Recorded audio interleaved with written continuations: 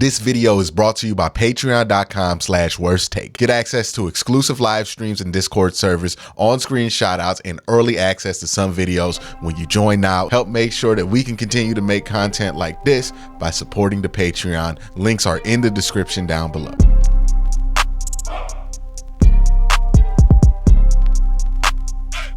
While I was looking at the all-22 film of the offense this week, a lot of comments that I've seen all week, or a lot of questions that I get in Q&A of whose fault was it more? Was it all more on Joe Flacco? Was it more on Amari Cooper? And when you watch this tape, I think what you take away from it is simply two guys were hot at the same time. Amari Cooper was hot and Joe Flacco was hot too, and that created a unstoppable combination on Sunday. And this is what these two are capable of when they're both operating at peak hotness. And this is Joe Flacco. Like I said it during the game, I said it a day after the game, I'm saying it after I watched the film. This was the best Joe Flacco game he's had since that 2012 Super Bowl run that he had against the Texans. Now, it wasn't perfect, but it was damn near good enough.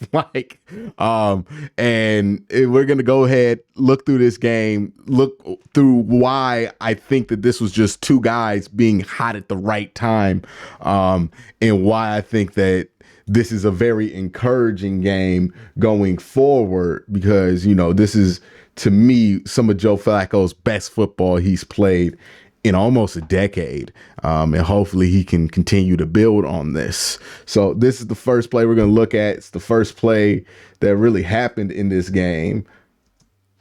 It's the first play we're going to look at. This is one of the first plays that happened in the game. It's the deep shot to Amari Cooper on the first play, pretty much from scrimmage.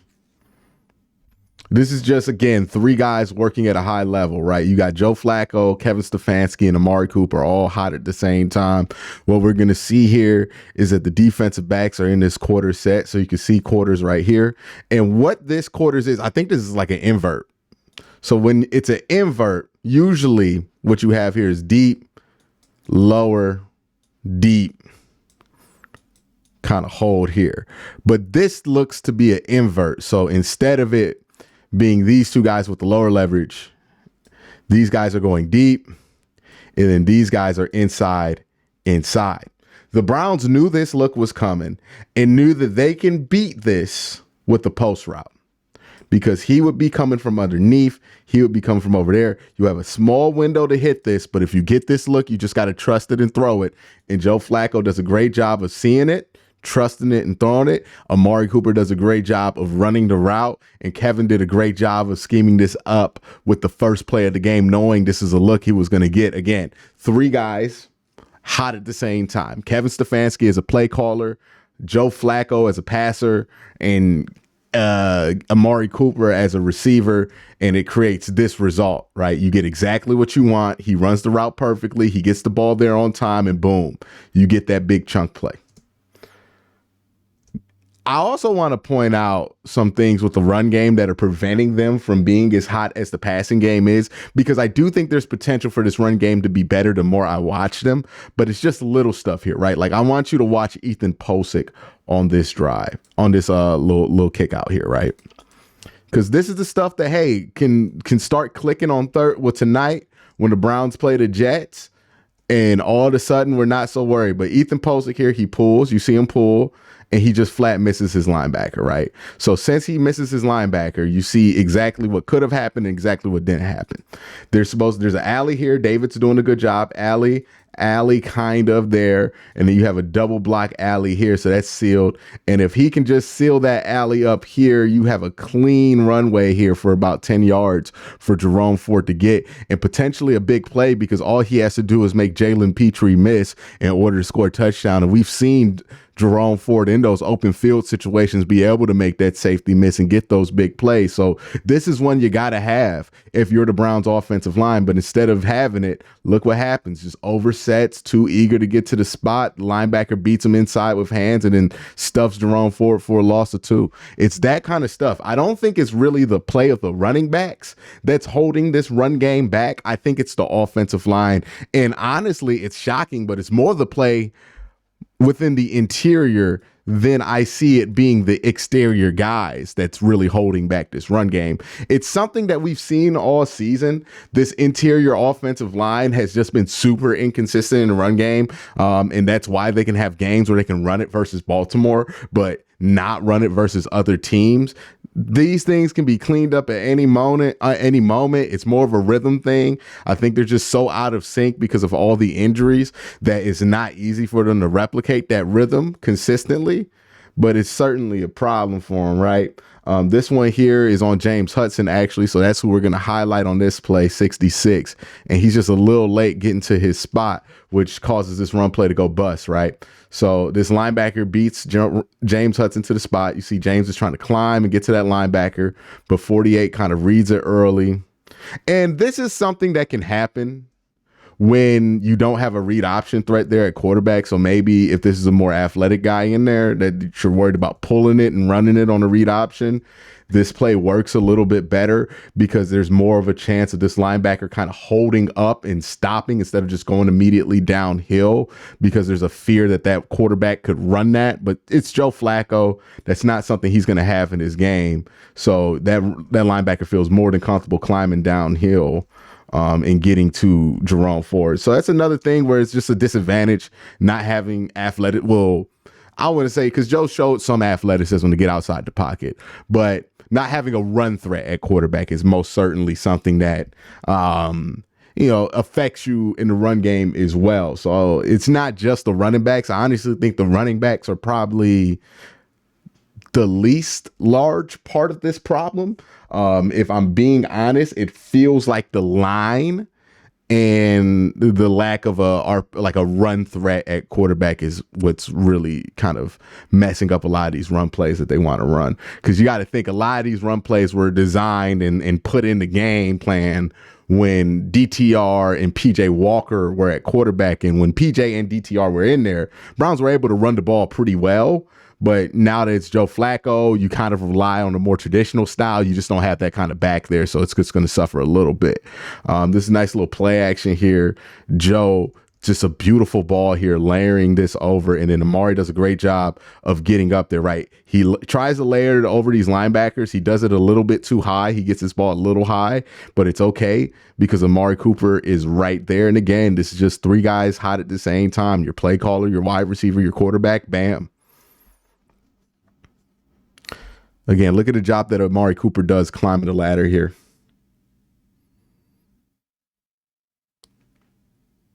And the thing I like about Joe, too, this is another thing that you got to appreciate about Joe's game when you watch it in the film breakdown. Look how smooth his feet are. This is a new footwork for him, right?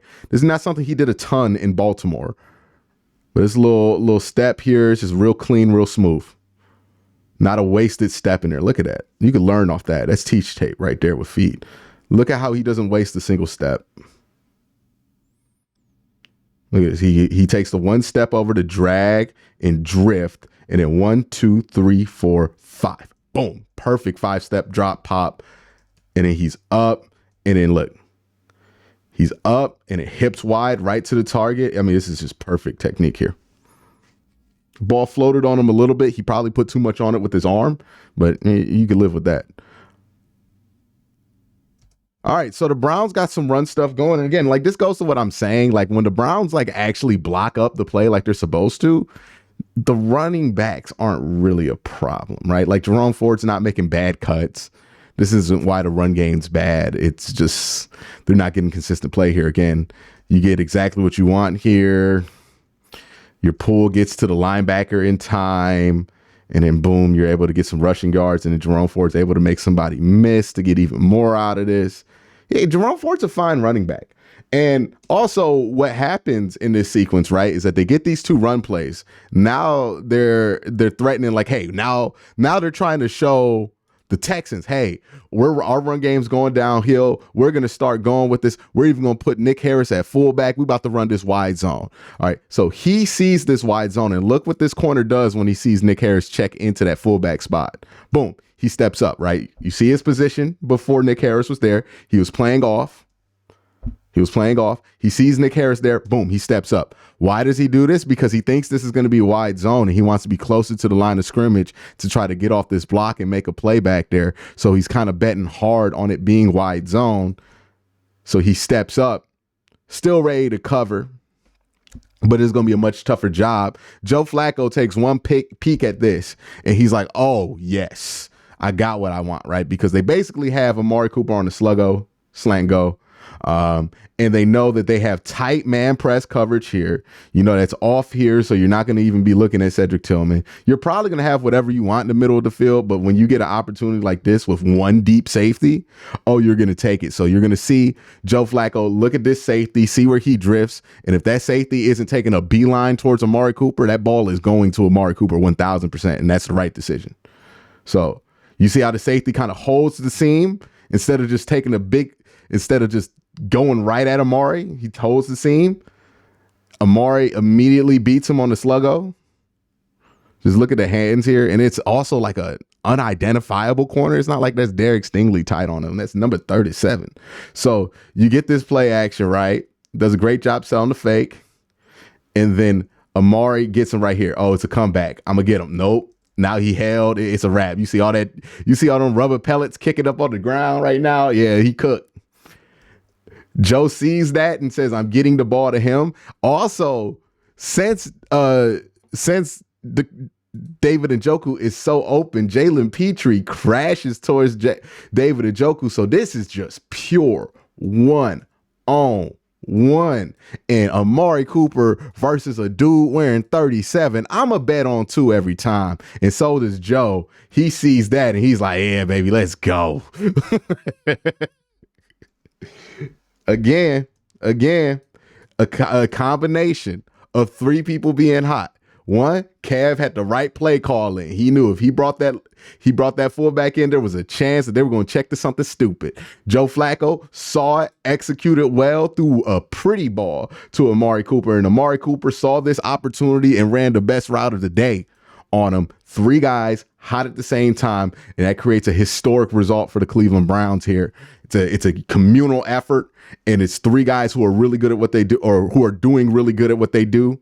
Right now, Joe Flacco at quarterback, Kevin Stefanski is a play caller, and Amari Cooper is a wide receiver, all hot right now. And you get stuff like this, right? Oh, and this is just such a great play call, because when you get them like this in this look, it just puts them in a bind, because this basically you're asking this linebacker to run with David Njoku. No linebacker is going to be able to run with David Njoku. And you're basically putting this safety in an impossible choice. Either you stop that, which is a very makeable throw, or you worry about over top. Either way, you're giving up a big play. Just an incredible play call. Had them in a bind. They were in hell on this one. And then look at that ball by Joe. Whoo! Amari don't got them jets like he used to, but he still got some.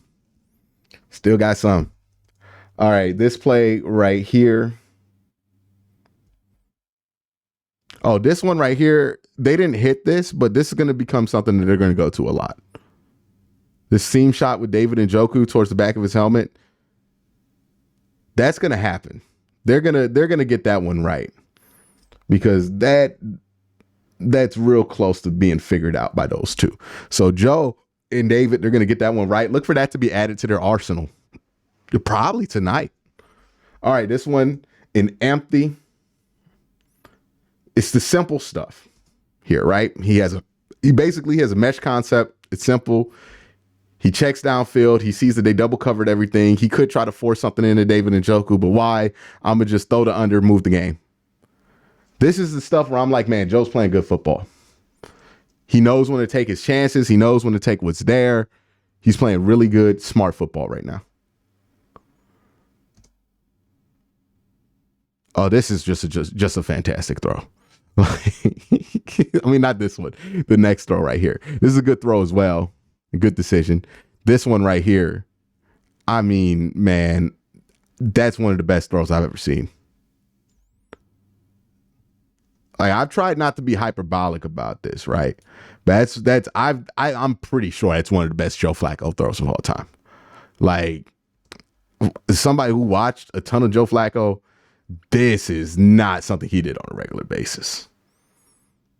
But it is something he's kind of done in Cleveland on a regular basis. But look at that ball. He drops it in there.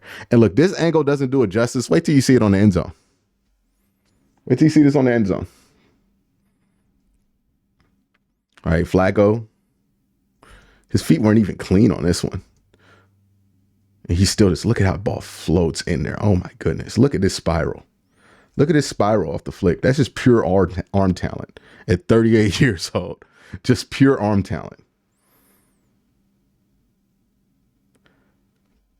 Like, and I'm not trying to like put extra qualifiers on it for no reason, but this is a spectacular throw. Like, you expect this kind of throw from Deshaun, not somebody you signed off the street a few weeks ago. Look at this throw. Look how it just layers perfectly in there. Great catch by David too. Underrated ball to catch. Fantastic throw. All right, so this is the interception. I think the read was fine. I think just it's real simple what happened here. You could just watch it, and then I'll break it down. So one, I saw some people saying that like Goodwin could have fought for the ball more. I think this is 100% not on Marquise Goodwin. This is on Joe Flacco, and that's okay. He played a good enough game to where this doesn't matter. But the reason this is on Joe is what went wrong here was his feet. So you see how he tries to throw this ball? He basically, like, you see that, you see it, you see where he shot put it. He ended, instead of ending vertical, stepping towards his target, he ended horizontal, fading away from the target. And that's always going to pull the deep ball away, right? So maybe something he could have did in his 20s off platform, be able to make that throw like that, but not at 38. Age has affected him just a little bit here, right? Like, that's just not something he's going to be able to pull off. And honestly, I don't know if that's something he was ever pulling off. But yeah, the feet here were just bad. That's what happened on the interception. Bad feet led to a bad ball, which led to an interception. Pretty simple, right? Because if you look at the route, if you watch Marquise Goodwin, he could have, if that ball was a little bit cleaner of a release, he probably scores. I don't think he scores, but he has a chance to catch it. There's separation there. He has a chance to catch it, but you see how he has to go from having that distance out there. They're running at this distance, and he has to cut this angle back towards the corner in order to get to the ball because the ball is just not where it's supposed to be. It drifted on him. It's fine. It was a pretty meaningless interception in the grand scheme of things. But if you're wondering why that interception happened, it was the feet. Yeah, look at the feet here. He knew it when he threw it too. That's why he tried to get a penalty. It's why he tried to flop to get that roughing penalty. He knew it when he threw it. This shit happens. All right. Oh yeah, this one right here. This is at the end of the half. This is probably another one that Joe wants back. If he just gets Amari a better ball, and then you kind of see, right, when he has these bad throws, you see what happens on these bad throws. And let me point this out. Just because this isn't a positive thing doesn't mean that I'm being negative and saying that this is a problem. This is actually a good thing. When you can identify the source of a player's bad throws being down to something going funky mechanically, that's a much easier fix and a much less scary problem to have than if everything were perfect mechanically and he just were inaccurate. So this one, he was a little inaccurate. You look at it and you go, okay, yeah, the pocket condensed on him, and then he had to shot put this ball, and he's not super accurate when he has to throw the ball like this, right? He throws the ball like this, it kind of just floats on him, and it's unfortunate because if that ball were on target, Amari gets this pass interference call, but you see the referee at the bottom of the screen, he's putting that hand up, which means, hey, I would have called pass interference, but there's no way in hell that ball was catchable, so I can't give you pass interference on that one. So you would have got the ball at the 1. It's likely a scoring opportunity to end the half instead of having to throw the ball up in the end zone. It's one that he wants back. And, if you look at the bad throws that Joe Flacco has in the game, it's usually when something funky goes on with his feet. And it's usually because there's something going on in the pocket, right? So, it's something he's going to have to deal with. The offensive line's not going to get that much better as weeks go on. But if you're wondering, when you see these inaccurate balls from Flacco, usually it's usually when he can't get that foot to follow through is a problem for him.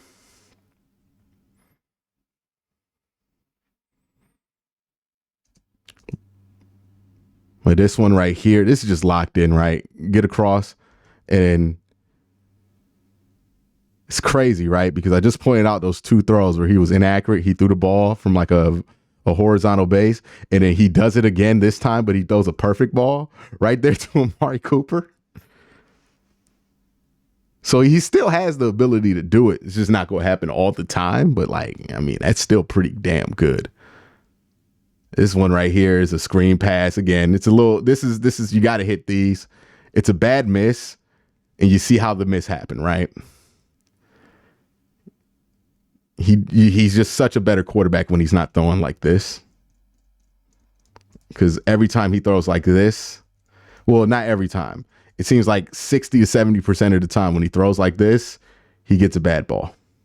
Right? And that's a screen, and there's so much space there that could have scored. But unfortunately, you drop it, ends up being a 4th down. I think they end up converting anyway because they didn't have a kicker. Yeah, this might be the conversion right here. Yeah. 4th down. This is just incredible right here. Look at this. Look at this throw. He's all garbled up, and then this ball somehow gets to Amari Cooper. Just pure arm talent right there. Now, this is just 2 guys being hot right here, because there's no way Kevin called that, because that's not a play call. That's just a improvisation play. Look at the pocket here. It just completely collapses on him. Somebody is on his leg, his hind leg, as he tries to throw this ball, and he gets this out somehow, and it's fucking ball. It's jog. I don't know that throw's almost more impressive than the David Njoku throw. That's incredible. Look at that.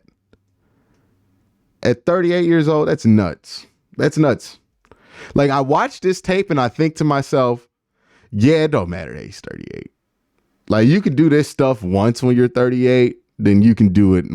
You're fine. You're not that deep. You're not that aged. So this is tape that'll make you believe if you're not a believer in Joe Flacco. Because that was just an incredible play there. And this one right here, not asked to be incredible, just asked to be on time. Boom. Good throw. And this last play right here, just these 2 on fire. Amari Cooper, Joe Flacco, Kevin Stefanski is a play caller. So again, they get another slot and sluggo. Just throw it up to him, and he just makes a beautiful catch. It was like that all game. It was like that all game. That's what can happen when your quarterback, your best wide receiver, and your offensive coordinator / play caller are all on fire at the same time. It looks a little bit like that. And that is why you should be really encouraged about these 3 going forward. But I want to thank you guys for watching. Y'all have a great day. Have an even better night. Peace.